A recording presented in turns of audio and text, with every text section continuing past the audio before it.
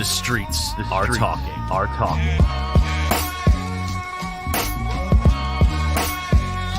You are now listening to The Box Out, Tri-State area basketball talk at its best. And now your hosts, Kahlil Thomas and Jason Cordner. Let's get it.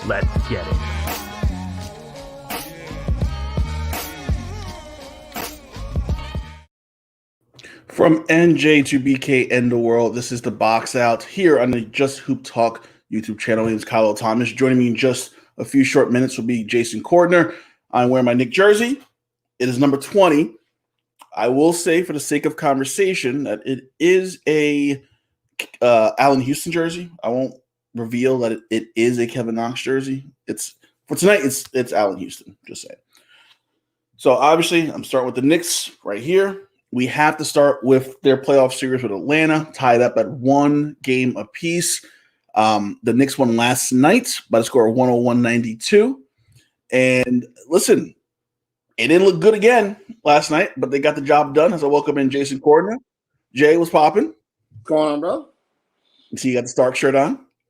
Yes. Good times.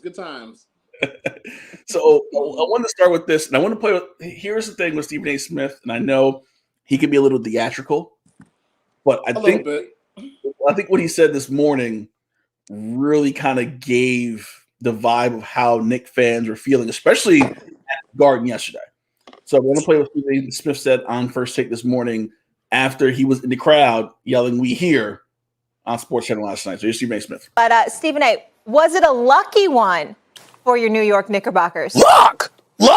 I mean, please. What luck? Is the New York Knicks standing up? It was New York City standing up. It was the crowd that had descended upon Madison Square Garden, 16,000 strong, rabid, hyped, ready to roll, that propelled this New York Knicks team to a victory in Game 2. Now, first half, it didn't look that way. I even tweeted how nervous I was. Julius Randle couldn't buy a basket to save his life. Now, it was a beautiful, beautiful scene to open the game. I mean, when he was there to receive the most improved NBA Player of the Year award, and his beautiful, beautiful son was there with them, along with Leon Rose, along with William Wesley, Worldwide West, along with Scott Perry. It was a beautiful, beautiful scene. It touched all of our hearts. But then Julius Randle came out there and couldn't buy a damn basket for the first half. And we were very, very nervous because Trae Young, that little miniature stud, was putting on an absolute show. No question about it in that second quarter. But then the second half arrived. Tom Thibodeau went into that locker room. He said, "Get it together. It's about the 6 inches in front of your face." I'm using a football example from Any Given Sunday, but you know what the hell I'm trying to say. He was trying to motivate them to galvanize the troops. So what happened? All of a sudden, Julius Randle starts hitting shots. All of a sudden, Reggie Bullock showed up, and he started draining shots. And that man, Derrick Rose, I'm almost getting tears in my eyes just thinking about Derrick Rose. I'm so proud of that man right now,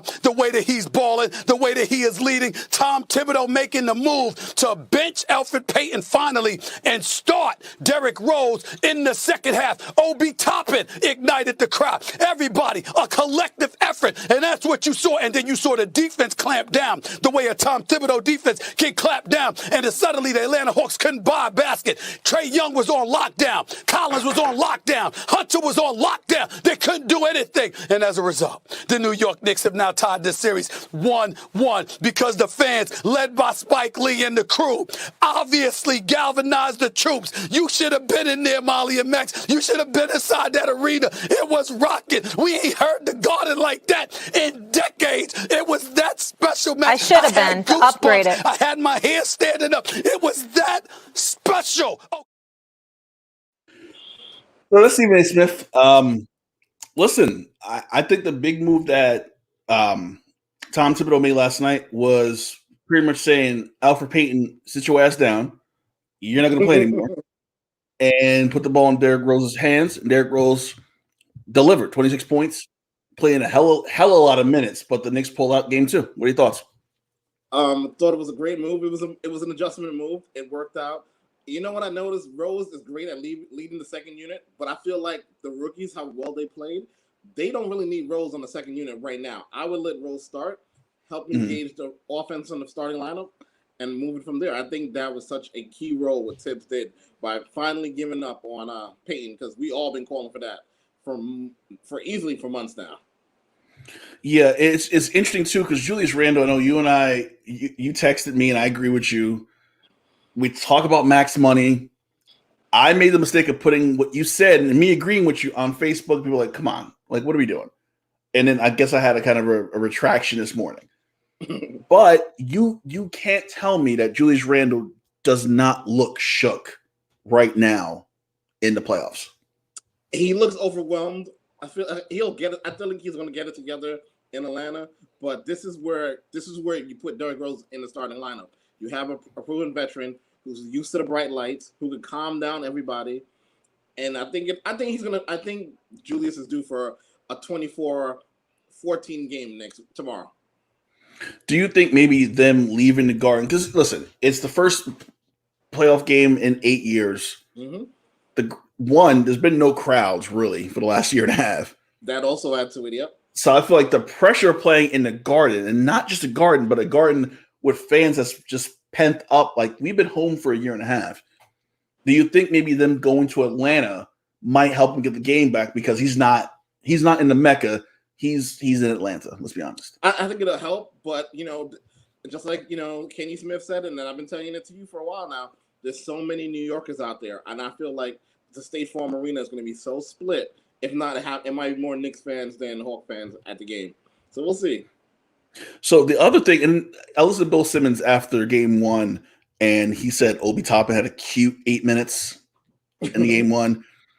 He had 11 minutes in Game 2, scored 8 points, hit a big three, brought a lot of energy. Listen, Obi, I mean, he was drafted to be Randall's replacement. Pretty much, yep. Is there a place on this team where you can maybe play Obi if he learns how to play that position? Because I don't think he does. Maybe Obi's your starting small forward, and you shift RJ to the 2 next year. That's a great idea, and I can see that working. I feel like he's going to develop. He's going to learn from his rookie season, make that adjustment from Dayton to his rookie season. So I feel like he'll make a jump. I feel like a lot of these young guys are going to work on their game a lot this summer. I feel like Rose is he took him under his wing, and I feel like Obi, I feel like IQ is going to improve his game this summer. And I think Randall himself, I think they're all going to build upon this year.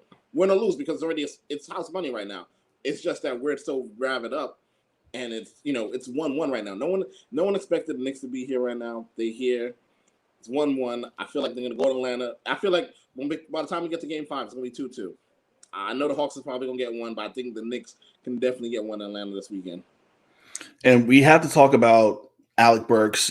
That's your boy. Alec Burks is your guy. You got to bring him back on the discount. And Reggie Bullock, who you almost forget he's a really good prototypical role 3-and-D guy. We saw the 3 last night. We saw that D last night because that fourth quarter, those last 6 minutes, Bullock shut. And not by shut, I didn't mean held him scoreless, but made life more difficult for Trae Young in that fourth quarter late. Yeah, they finally put a body on him, and Trae couldn't. The whole team, him and the whole team couldn't find a bucket, couldn't buy a bucket, which is great because now the Knicks have showed up that they're not intimidated. They're not going to let Trae come up and down the paint, go in the paint, and just do his little floaters. And I think that was a problem in Game 1. Like, if you really look back at it, both teams had a chance to be up 2-0 right now. So, well, my issue was, and I think I said this, like talking about the possible matchup. You have a finesse team with Atlanta, and you have a physical kind of grinded out team with the Knicks. Mm-hmm. I feel like with the Hawks, I think I said this a few weeks ago, they depend on the 3. They live by the 3. They die by the 3. Right? Game 1, they lived by it, and it worked. Tony Snell was hitting threes. Bogdanovich just disappeared yesterday. Yeah. If you have a team like that, they're not guaranteed to win. I'm not going to put it out there. Mm-hmm. The Knicks kind of figured it out in Game 1, and I think they figured it out late in Game 2. Mm-hmm. We got to put a body on everybody. Right? Our switches got to be cleaner. Right? We know Trae is going to make the same pick move constantly, have someone there. Mm-hmm. If anything else, you want to shut everybody else down. So you kind of collapse in on Trae and go, okay, Tony Snell, you beat us now. John Collins, you beat us now. I think you almost have to force other people to win the game for them. And when it comes down to it, Trae Young's a monster. I don't know if Tony Snell's that guy. I don't know if Danilo Gallinari's that guy. He was when he was in New York, but go ahead. So I just think they kind of figured it out. Like, let's just gotta force Trey all around the court, make him pass it, and force other people to beat us. And you saw it yesterday. Trey couldn't hit a shot, and the rest of the team couldn't hit a shot as well. So I think they kind of figured it out that maybe that's the way they got to go. Yeah. And so, shout out to not playing Franks at all last game. Well, let's talk about that because I thought about let's have an emergency show. And I'm like, nah, I can't have a show at the game one because there's a lot of thoughts. After game one, felt like labor. There was a lot of emotions after game one, and I'm like, if I came on YouTube, I'm pretty sure Justin would have hit me up like, listen, man, you can't do your show for a couple weeks. You gotta fall back a little bit. Frankie played at the end of the first half in game one, and then at the end of the game, the last possession, all right, Frank, you can go in there and guard Trae Young. Like, wait, what? I felt like, but here's the thing: if you're Tibbs, and I'm going to put it on you because I've tried to think about this. What would possess you to make that move at the end of that game? He must have really believed Frank could have done it. He was way too cold. Exactly. I would have stuck with what we had. I would have stuck with Burke. I still don't understand that move. I don't get it. I'm trying. I don't get it. Can we just come out and say that Elfrid Payton should not play a minute in this series ever again? Do you think Tibbs is going to start him in game 3? I feel like he will because I think he wants Derrick Rose off the bench. And I think you want to kind of keep him off the floor until Gibson quickly comes in. So I think Rose is going to anchor that second unit. I think Tibbs is going to ride with Payton, and he only played 5 minutes. Probably put him. But if you think about it, Derrick Rose last night, he played 38 minutes last night, played 38 minutes in game one. You're talking about a 32-year-old man with a lot of miles. Like, how long can he keep this up? Whew. Yeah, he probably going to start Payton now thinking about it. So, and listen, Payton could shock us. Payton could actually play some ball. I'm saying Payton could actually do something. I don't see it, but it could happen. Possibly. So that's 1-1. I want to talk about the Nets for a second because I know Joe Keating's listening, and if we don't talk about the Nets, he's going to mess me up next time I see him. Yeah. And to be honest, there's really nothing to talk about with the Nets. Like it's Boston. Boston's out. They're outgunned. They're outmatched. The Nets might have played the best game of basketball they've played all year in that game too. Do you agree? I agree. That offense looked smooth. The defense looked great. I feel like the Nets and the Bucks, they're on a collision course. They're going to play each other by next week, and I think the Nets they played a lot more. The chemistry is a lot better than people thought in terms of whatever they were doing in practice. They did not let that leak out. These guys are moving the ball crisp. No one's being an egomaniac. Harden's a great floor general.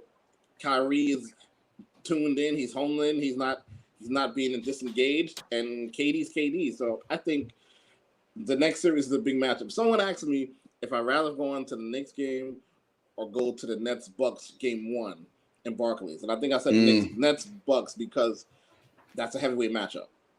This is the Knicks and Hawks is upstarts. But the Bucks and Nets, that's a heavyweight matchup. Well, it's funny. The scariest idea about the Nets right now might be the fact that Durant had his 26. Joe Harris had 25. He had 7 threes. So you have your big three, and then you have Joe Harris, who's going to get a scary shots. He had a lot of open looks, a ton.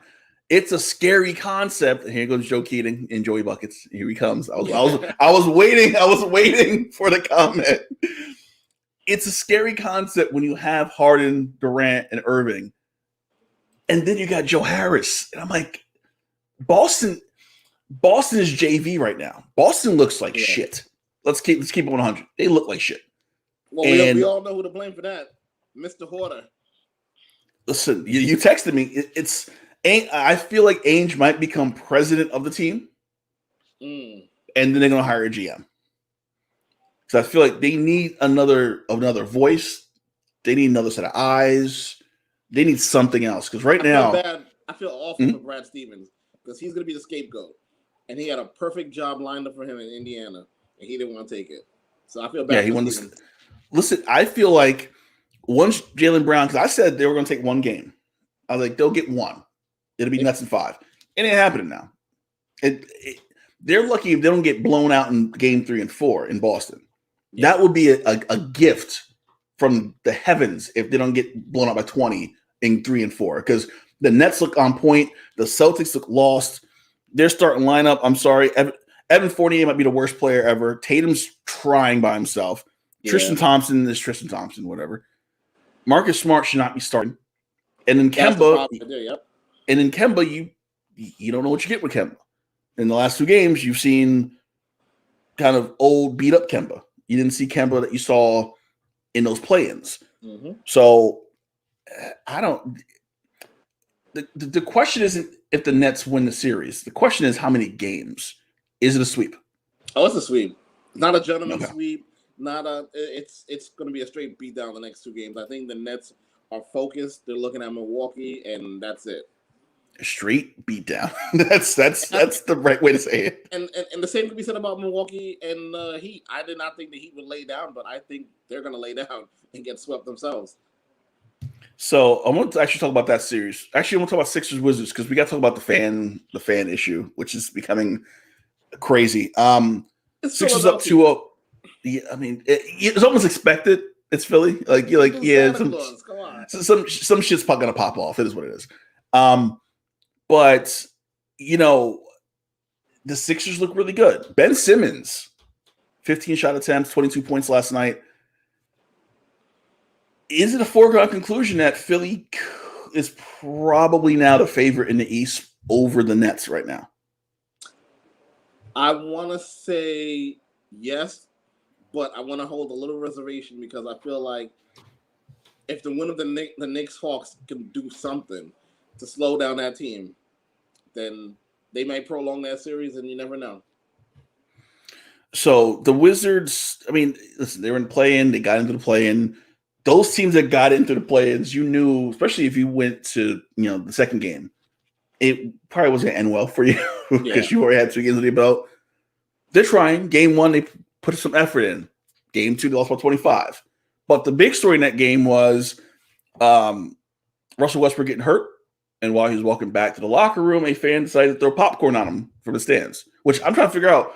First of all, why is there opening over that little awning they have, first of all? Because I know at the Garden, that's like shut off. Like you don't see nothing. So I don't know why there's a little opening.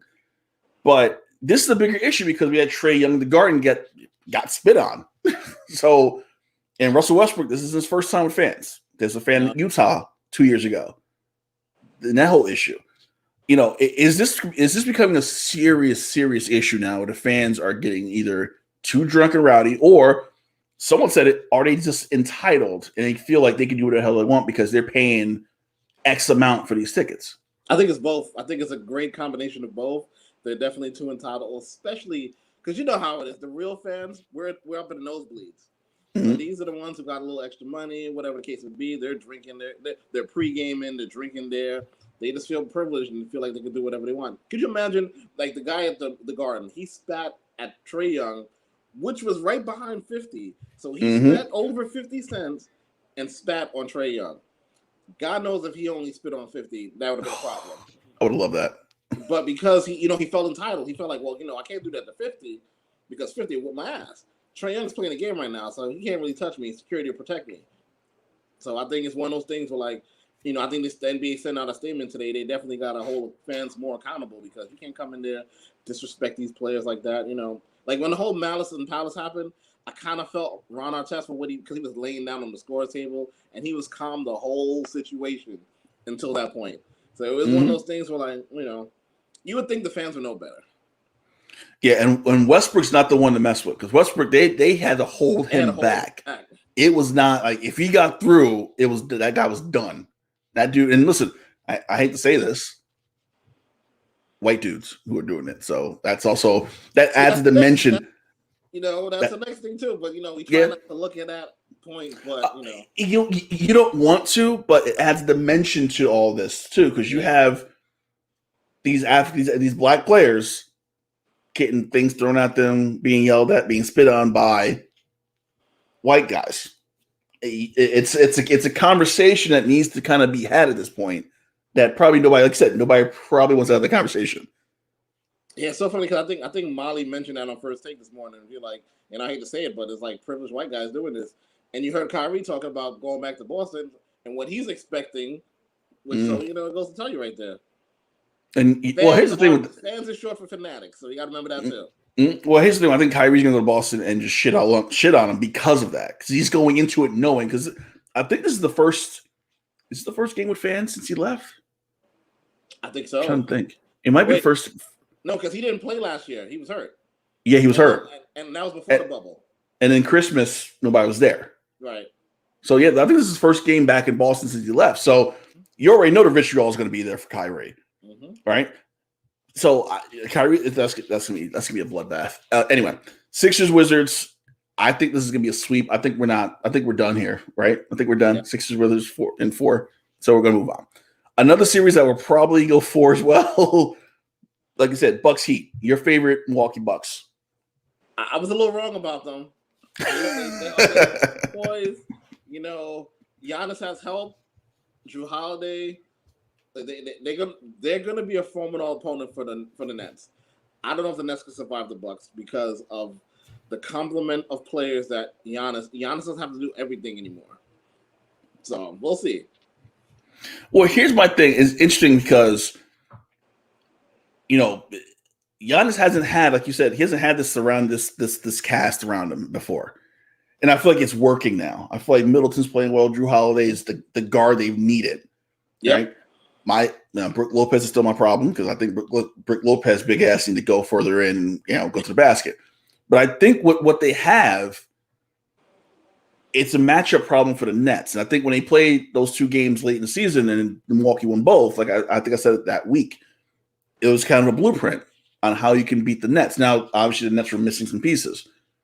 But I think the Bucks are playing the Heat that beat them in the bubble. This is the matchup that everybody said the Bucks probably don't want it. Now, I think the Bucks heard that. And I think the Bucks are like, no, we want this. We want this to make up for last year.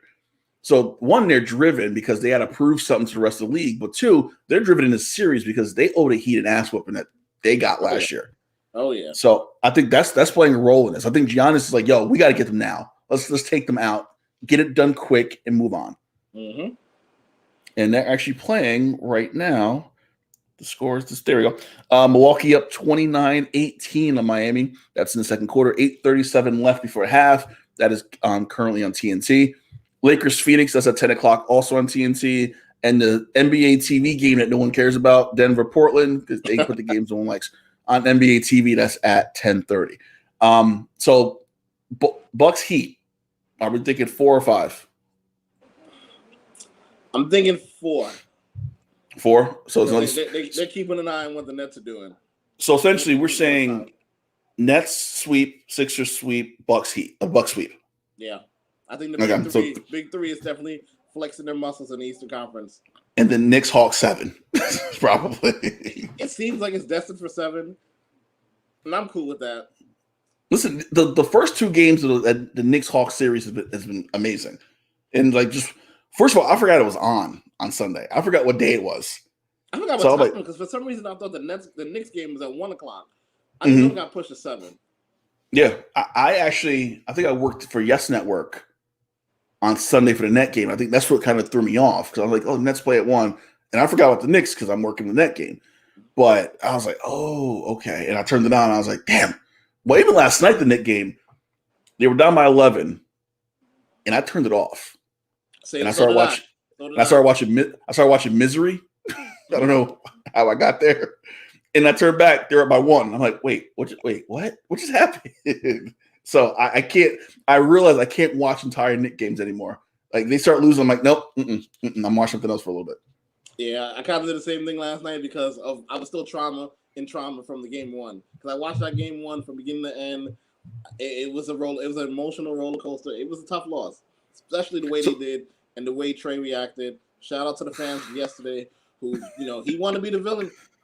Becoming the villain comes with the shits. And he got the shits. I had no idea his hair was thinning. No idea until the fans started chanting. They started chanting it, and I'm like, oh, shit. Yeah, it is.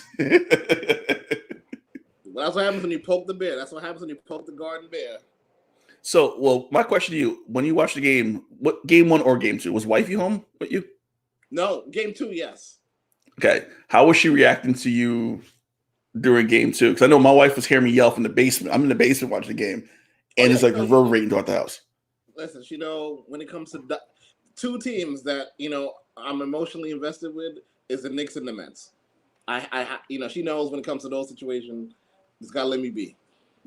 Just leave me alone for a couple hours. A couple hours after the game, not during the game. A couple hours after the game, I got to decompress. I got to kind of get my thoughts. I need during the game too. I need during the game as well. During the game as well. We're going to go to the Western Conference. Jazz Grizzlies. They're tied at 1. The Jazz won last night.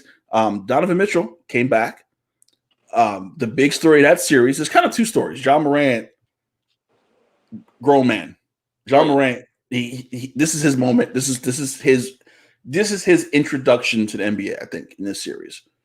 But the other story in this series was Donovan Mitchell not playing in game 1 and kind of being salty about it. He said he was ready to go in game 1. The Jazz held him back. He played last night. There were some reports that he was unhappy at the decision. What does this do? Because remember, the Jazz it's really delicate still, I feel like, from last year with the whole COVID-19 thing with Rudy Gobert. Did the Jazz kind of screw themselves a little bit by just being overly careful with a player who's like, I want to play. It's the playoffs. I think so. I think that this trust is there, and he's going to remember this come contract time. And for every superstar out there that's a little disgruntled, just know the Knicks have money next summer. Just putting that out there. You saw the Garden. You want to play? Wait, are you putting on your Suge Knight invitation? Absolutely. Listen, man. If you're tired of management, if you're tired of people holding you back, and you want to be protected by the fans, come to the Garden. I mean, I'm not gonna fight that. I want that too. Last night's game, 141-129 was the score. A game I fell asleep on because it was way too late and I had to work today. Ja Morant last night had 47 points. Donovan Mitchell in his return had 25. Conley had 20. Gobert had 21 and 13. Listen, I feel like still to this day, Utah still is getting no love from anyone. And no one's looking at Utah to make a run. No one's looking at Utah to get to the Western Conference Finals. No one's looking at Utah to get to NBA Finals. What does Utah have to do in this series to finally get people to start talking about the Utah Jazz? I think they got to win the next 3 and make it a gentleman's sweep. And for what I saw, they show signs, especially with Mitchell there. And Rudy is a beast in the paint. Not many centers do what he do. So, just the way everything paved out. So, the Lakers are not in their bracket. So, you have no excuse not to get to the conference finals. We'll see what happens when you get there. Yeah, I think you're right. I feel like they need to sweep the Grizzlies to make a statement. Mm-hmm. Now, if they win in 5, statement made, but I still feel like that 4-4 would have been like, no, be careful of us. We're the team that you need to watch out for. We're the number 1 seed for a reason. I'm curious about the Donovan Mitchell thing. Because I feel like if it becomes a bigger deal, how will that affect the team? The Grizzlies, like you said, Knicks, Hawks, Grizzlies, same thing. They're upstarts. Mm-hmm. It takes one distraction. It takes one story. It takes one source. It takes one something to throw an entire team off. And if the Donovan Mitchell thing is as big as people might say it is, even though he just signed a brand new long-term contract, could that possibly affect Utah, take their mind off things, and have Memphis kind of make their run and kind of take over? The only way Memphis could win another game is if Mitchell don't play. So I don't see that happening. I think Morant, he's a grown man, and that's about it. And I like the other guy. I like the other shooting guard they have. He's becoming a problem. Damn, what the hell's his name? I can't remember his name. Is it Brooks? Brooks, yeah. He's a good complimentary to him. So I think they're building. They're still building. Well, I feel like Memphis isn't. They're not far off from being like that middle tier of the Western Conference. They're working on that. Yeah. The other series we got to talk about, and this is the one that I chuckle at constantly. Clippers Mavericks. Mavs up 2-0. Playoff team. So I want to play this clip from Brian Windhorst, who was on the Greeny show. Greeny wasn't hosting, thank God. Talking about the Clippers, and he got a lot to say. So here's Brian Windhorst from ESPN about the LA Clippers being down 2-0. The Los Angeles Clippers shot 54% at home and lost the playoff game. Kawhi Leonard had one of the greatest scoring halves in playoff history. He had 30 points in the first half, and they were down. This team is one of the biggest disappointments I've ever seen. This year is not over yet, obviously. I have seen teams flip series, but not only are they disappointing with their intensity level on defense was absolutely disgusting last night. Awful. I thought the same thing. The tanking that they did last week flabbergasted me. I've never seen a more gutless approach to the playoffs. And again, you can't give me anything about other teams' tank. This was a unique situation for reasons I don't need to get into. I've never seen such a gutless thing.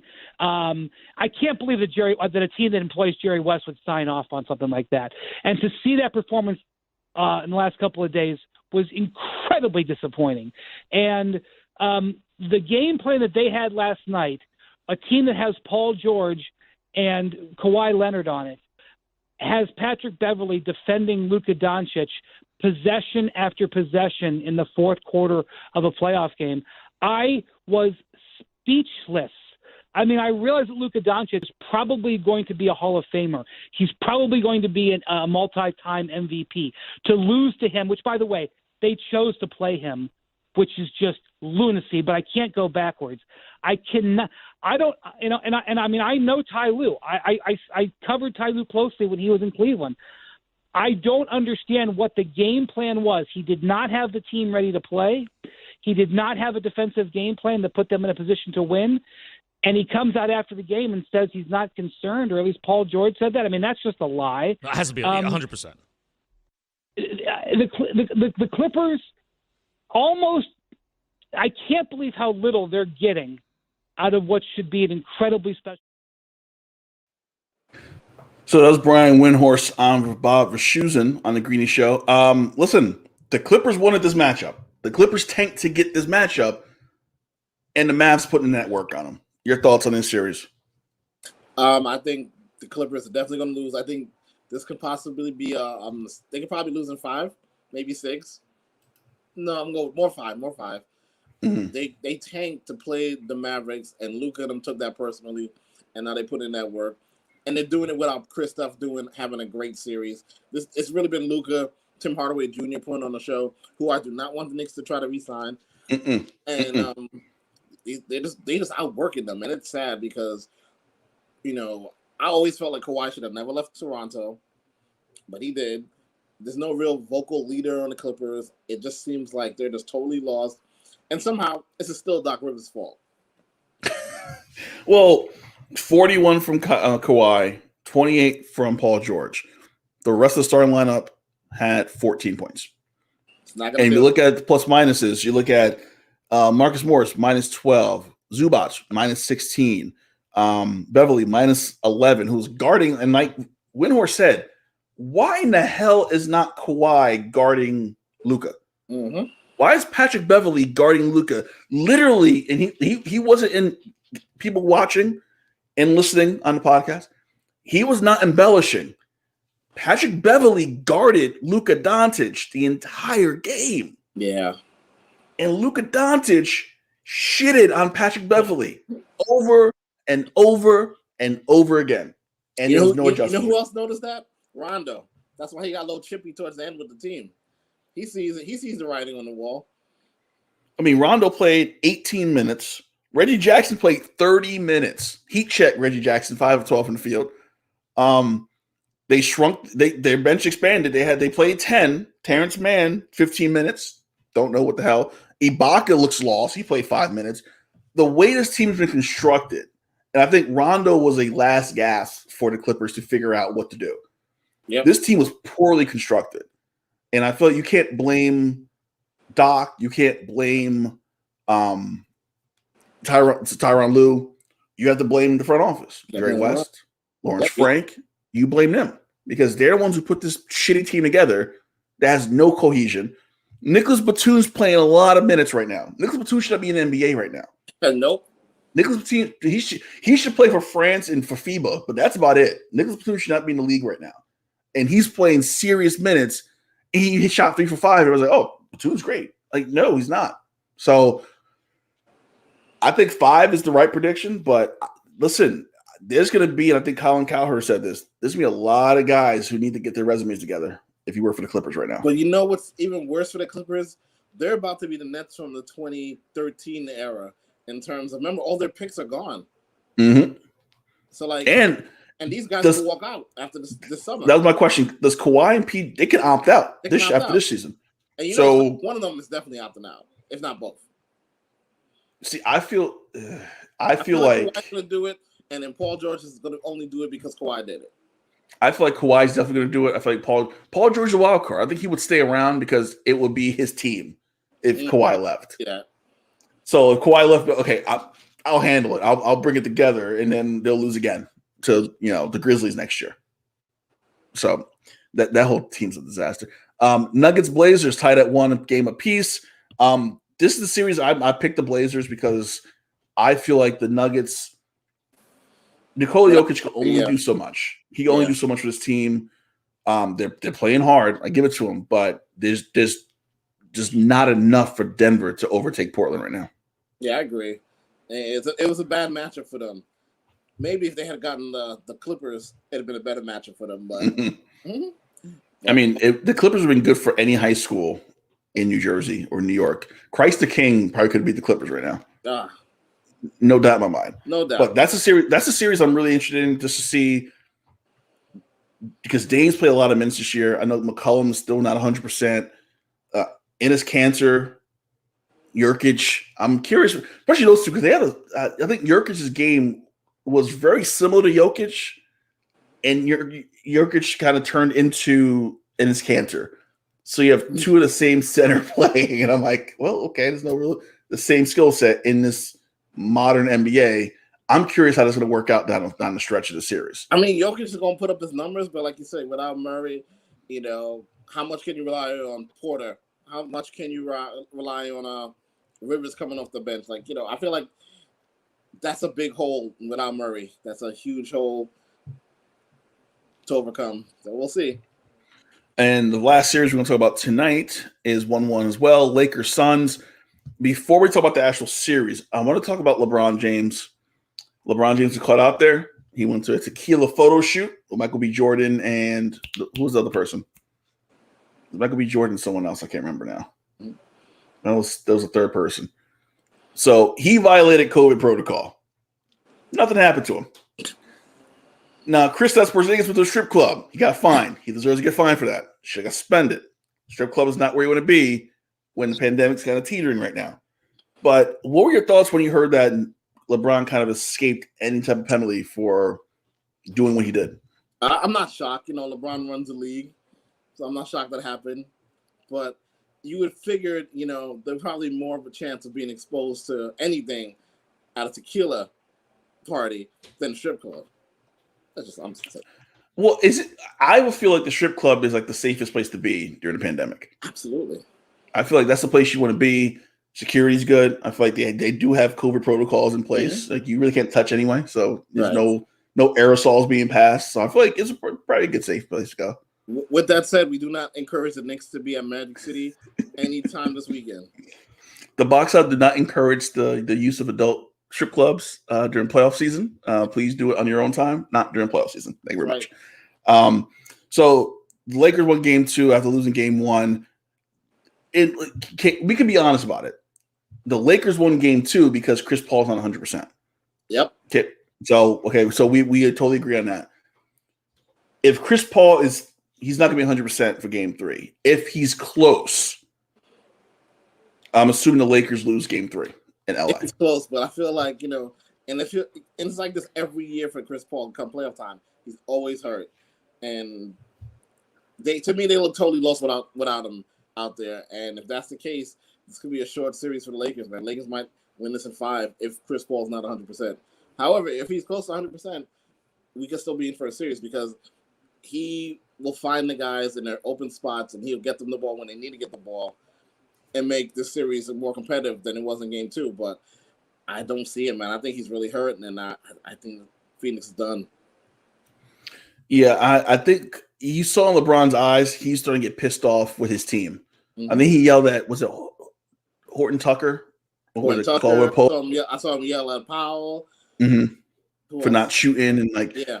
You start to see frustration because I think LeBron realizes that, okay, we need to get it together because we're going to lose the series. And I feel like AD definitely picked it up in Game 2, but DeAndre Ayton, he looked like an all-star Game 1. He's still cooking. He's still kind of cooking. He had a good game too.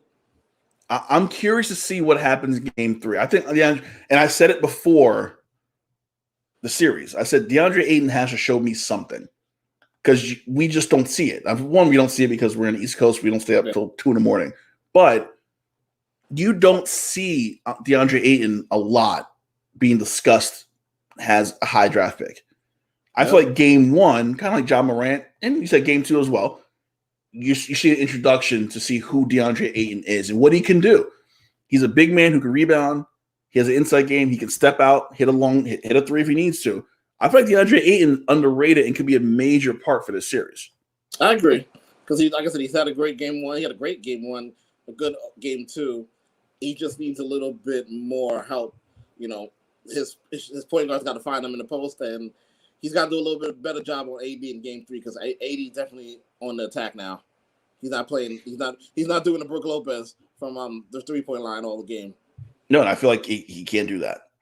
He can't do that at all. Shout out to Shanny who's checking in. Yo, what's going on? Thanks for watching us here on YouTube on the Just Who Talk YouTube channel. All right, so Lakers Suns. I'm gonna put us both on the spot. Who do you got in this series? I think Lakers in 6. Why are you saying the Lakers? I want to say the Suns, but without Chris Paul being 100%, I can't call it. I'm going Suns in 7. So you think the Suns can win the game in LA? Because I don't. I think Lakers going back to Phoenix up 3-1. I think they can steal 1. I think they probably won't get Game 3.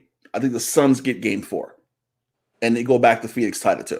I think the Lakers have fans tonight. Like they increased their number of fans.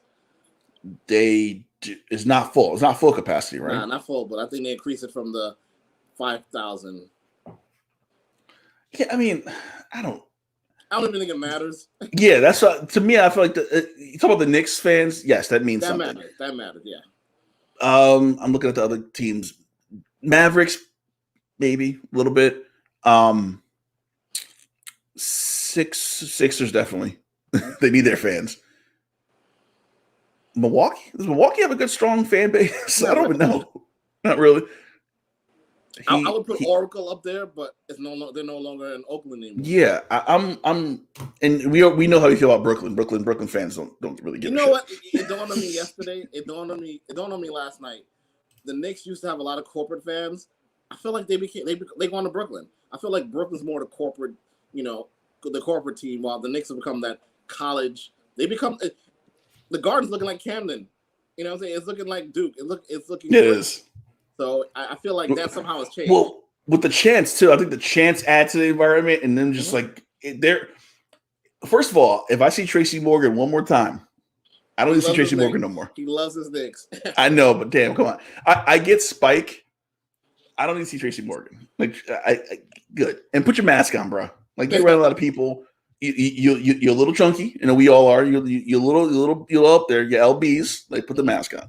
But the environment of the Knicks game, I've seen all these games, can't compare to what's going on around the country.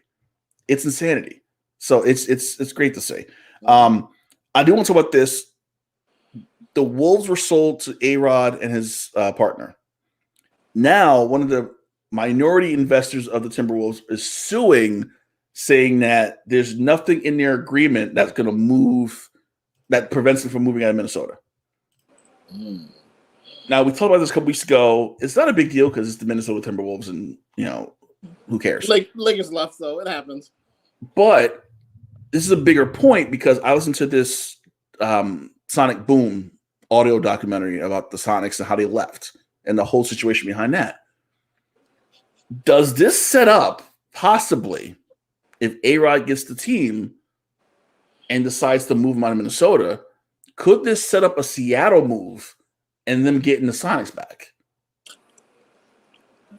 I personally think I think he wants to take him to Vegas. I think he wants to be the guy to bring NBA to Vegas. But Sonics would be a great move as well. But I think Sonics need to be an expansion team a la the Cleveland Browns. Bring them back that way. I wouldn't want what happened to Charlotte, whereas Charlotte became New Orleans, and then they got an expansion team, and they was like, "Hey, can we get our name back?" I don't want that to happen. The Bobcats. Yeah, I don't want that to happen. So I think if Seattle is to get a team, it should be an expansion team. But I can see A-Rod taking them out. But this all goes back to, like, if they were so sure and they felt A-Rod and these guys were sneaky like that, why not sell it to Kevin Garnett, who has no interest of moving the team out of Minnesota? I feel like, I mean, first of all, most of that money's not A-Rod's. Like, A-Rod has money, but A-Rod doesn't have, like, let me buy a team money. I think he put up a good amount. Jeter put up like $2 million for the Marlins. A-Rod put up, a couple hundred million. Yeah, I think a couple hundred. But I do feel like for some reason the league probably didn't want to sell to Garnett. And I don't know why.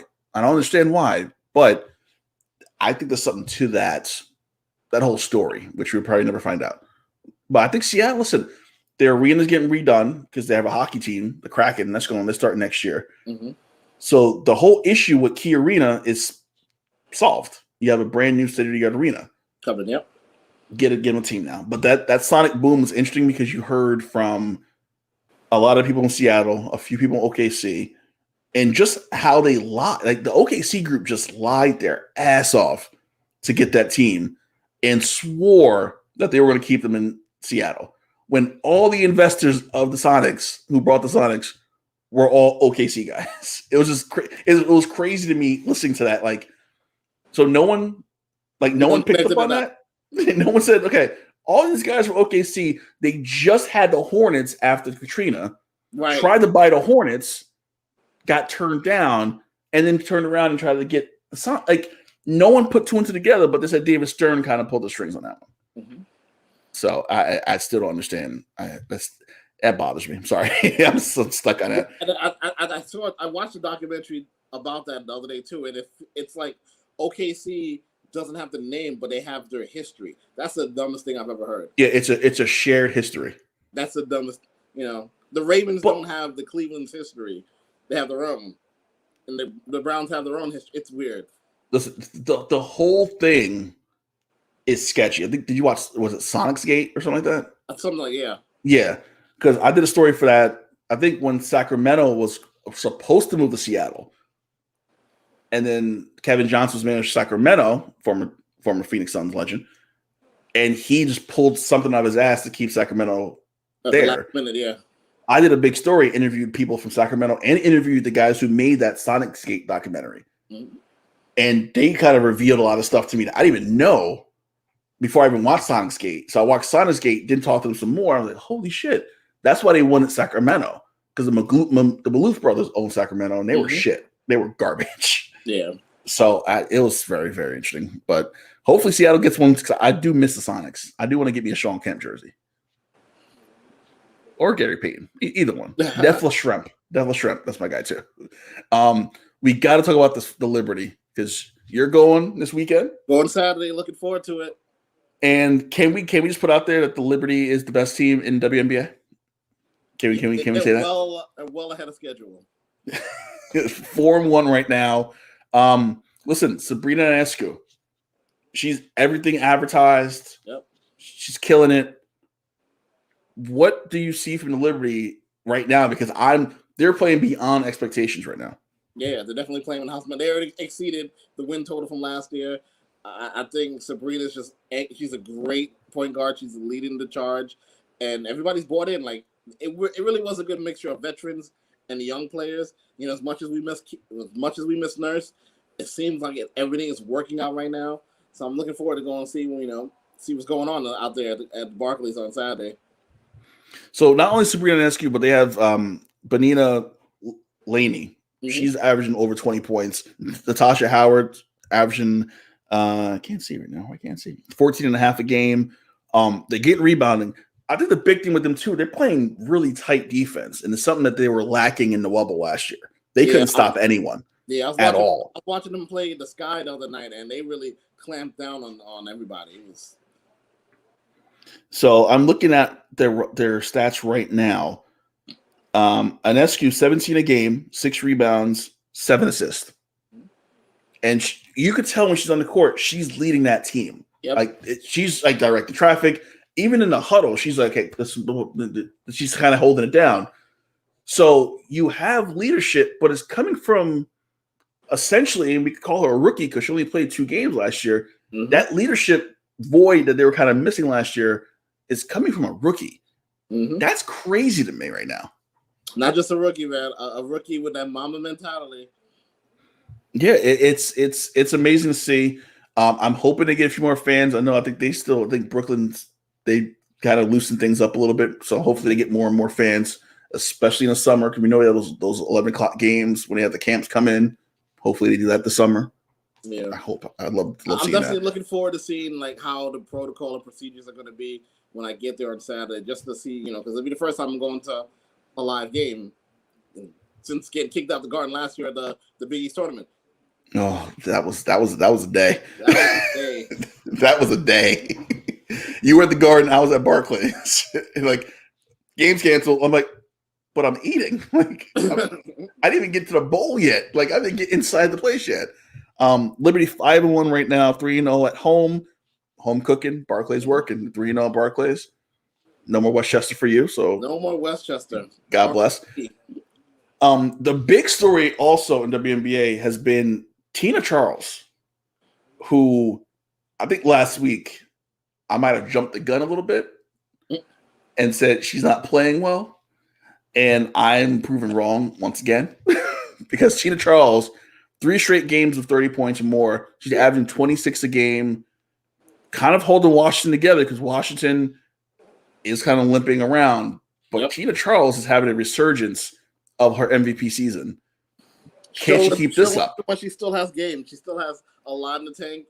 And I just feel like I wish she was in a better situation right now because Washington are probably not going to make the playoffs, not without the other all-star. So she's just definitely carrying the load, and she's looking good out there. Washington right now 2-3. So, it's going to be an uphill climb for them. Dallas is chasing them. Dallas, who I think they have like 5 rookies on their team and who all play serious minutes. They're 1-2. They're right behind them. I think they're playing well above where they should be playing as well. But Liberty Sun, Seattle Storm, Aces, and Chicago Sky is your top 5 right now in WNBA. I want to talk about the Connecticut Sun coach who was suspended for essentially making a derogatory comment about Liz Cambridge's weight and telling the ref that she's about 300 pounds, blah, blah, blah. And, okay, listen, I don't know if you saw her Instagram post. First of all, I know we're not supposed to say this about like this, but first of all, I love Liz Cambridge. I think she's one of the most attractive athletes in the world. I love her to death. Her body issue of the ESPN magazine was incredible. Mm-hmm. But she came out. She said, "I weigh myself. I'm 235. I'm a big bitch." I'm like, damn. I'm like, she ain't playing around. But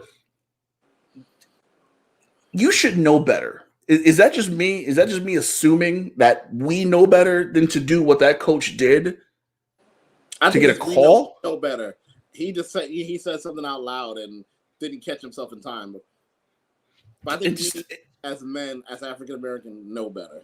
Yeah, and just to get a call, you try and get a call. Like, come on now, like get it together. Your team's probably playing like shit. You're trying to do something. Like, let it go. He got suspended. Listen, I wouldn't be shocked, and this may be drastic. I wouldn't be shocked if he got fired for it at the end of the season. You said it right there. End of the season, not now. Not now. But I think there'll be a lot. And listen, the women in the league, like I know they're on separate teams in this competition, but they're like this. Mm-hmm. So you're telling me that coach is going to get players who want to play for him? I don't see that really being a thing. I'm pretty sure his own team checked him on that. I would hope they did. I would hope they said, "Coach, come on now. Like you know better than that." I mean, common sense, you don't ask a woman her age, and you don't ask how much she weighs. Let alone do you project it out there and say, "Hey, that's Shaq out there." You don't say these things. Like, come on. All right, and our last story tonight: athletes see higher post-COVID heart risk. There were a lot of COVID cases during the college basketball season last year. Mm-hmm. Do you think that there's going to be a reckoning for the NCAA, those Power Fives? I think a lot of the Group of Five schools, the smaller schools, either didn't play or just said, "Okay, we got cases. We're not going to bother. Everyone get tested." Those Power Five was ones that kind of kept trucking. Would there be a day of reckoning for the NCAA coming down the pipe? Like, you let a lot of these guys get in these environments where it wasn't safe. Absolutely. You think of something like, look at Jason Tatum. He's out there balling, but he has to use an asthma pump right now.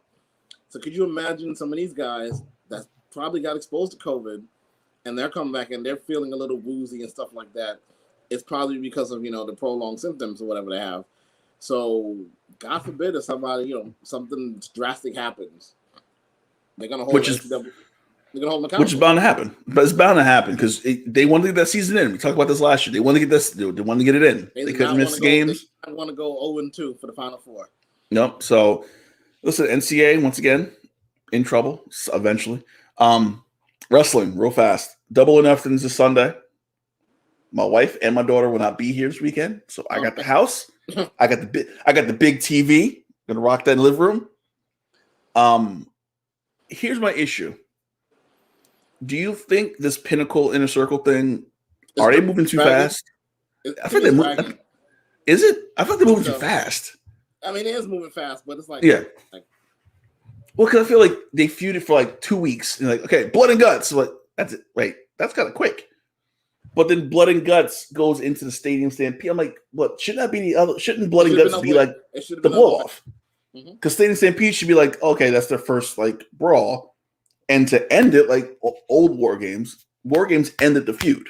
War Games like, this is it, we're done. Mm-hmm. So this won't end it because the Inner Circle will probably win this match. So what's the ultimate end to this feud? There's nothing else to do. Like what other type of match can you do to really end this thing? The only way this could end is with the Inner Circle ending. So if they do lose this match, and I think they probably will, it's probably because Jericho has to tour. And that might be the best way to write him off the storyline for a little bit, right off the Inner Circle. You probably won't see Swagger anytime soon. Let LAX do their own thing. I think this is how you write them off. So if they lose, don't expect to see Jericho the next week. Speaking of AEW, I am looking forward to watching it on Friday after SmackDown. Oh, wait. You still watch SmackDown? Hey, listen, the Tribal Chief and the storyline with the Usos is the best thing WWE got right now. The best. Well, I want to go to WWE real fast because they hire Adnan Virk, who great announcer at ESPN. He was awful. He was awful in Raw. So I'm not mad about that firing. He was awful in Raw. Well, first of all, I gotta preface this. Friend of the show, Nick Durst, who was on one of our episodes. He knows Adnan Virk very well. So shout out to Nick Durst. I agree with you. It was rough, and I feel like they kind of threw him in. And it wasn't his fault. They threw him in. They threw him out there. Well, he's being replaced by Jimmy Smith. Jimmy Smith, who was a Bellator announcer. Mm-hmm. The difference is Jimmy Smith's been kind of working and practicing with Michael Cole for weeks. Not even that. He also does a lot of NXT stuff. So yeah. Adnan Virk just came in blind, cold. He came in like and I'm like, Frank.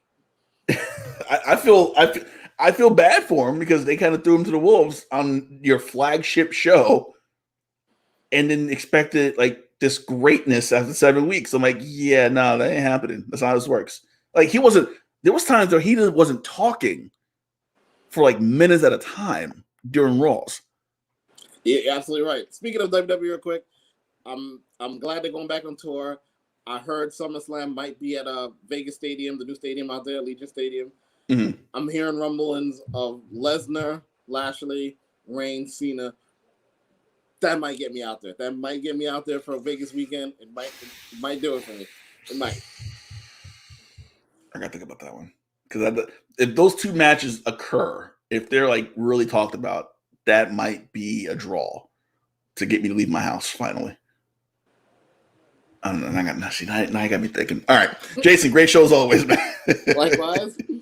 So the podcast of the show will be up tomorrow on the Box Out on Spotify and iTunes. Like I said, in the next few weeks, we're going to be switching our podcast version of the show over to the Just Hoop Talk podcasting center.